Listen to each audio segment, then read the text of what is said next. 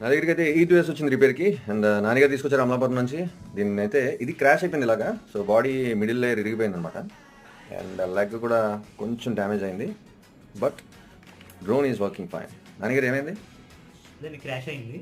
అలా అయింది. బాడీ అదే సైడ్ లెవెల్ అయితే ఇరిగిపోయింది. ఆటోమేటిక్గా పడిపోయిందా లేదంటే మీరు గుద్దేశారు? గుద్దలేదు, అది ఫ్లవర్ అది షార్ట్ పడింది అనమాట.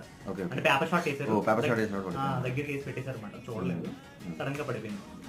సో ఇక్కడ లక్కీ ఏంటంటే గింబల్ ఏం ప్రాబ్లం అవ్వలేదు. అండ్ డ్రోన్లో ఎర్రర్స్ అయితే కూడా ఏం రావట్లే. సో న్యూ బాడీ వేసేసి నాన్నగారికి డెలివరీ చేసేద్దాం.